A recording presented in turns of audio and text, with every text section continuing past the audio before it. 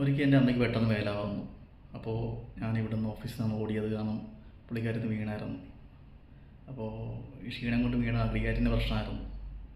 പെട്ടെന്ന് നല്ല ഹോസ്പിറ്റലിൽ കാണിക്കുമല്ലോ, അപ്പോൾ ഓടി നടന്ന് നല്ല ഹോസ്പിറ്റലിൽ കാണിച്ചു. അവിടെ ചെന്നപ്പോഴാണ് അറിഞ്ഞത് ഇൻഷുറൻസ് അവർ എടുക്കത്തില്ല. കാരണം അമ്മ ഗവൺമെൻറ് എംപ്ലോയി ആയിരുന്നു, ആ ഇൻഷുറൻസ് എടുക്കത്തില്ല, വേറെയൊക്കെ എടുക്കുന്നുണ്ട്. അപ്പോൾ പക്ഷേ നമുക്ക് ഷിഫ്റ്റ് ചെയ്യണ സമയമില്ല, കാരണം അമ്മയ്ക്ക് അസുഖം കൂടി നിൽക്കുകയായിരുന്നു. അപ്പോൾ അവിടെ തന്നെ അഡ്മിറ്റാക്കി.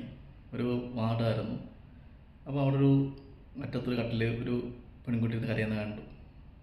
ഞാൻ നേഴ്സുമാർ ചോദിച്ചാൽ പറഞ്ഞത് ആ കൊച്ചിൻ്റെ അമ്മയ്ക്ക് മേലെ വന്നിരിക്കുകയായിരുന്നു, കൂടിയ അസുഖമായിരുന്നു, ട്രീറ്റ്മെൻറ്റ് നടന്നുകൊണ്ടിരിക്കുകയായിരുന്നു. പക്ഷേ ആൾ മരിച്ചുപോയി. ഇപ്പോൾ ബോഡി കിട്ടണമെങ്കിൽ 25 ലക്ഷം രൂപ വേണം. പക്ഷേ ആൾക്കാർ നിവൃത്തിയുള്ള ആൾക്കാർ പാവപ്പെട്ടാലെന്ന് പറഞ്ഞു.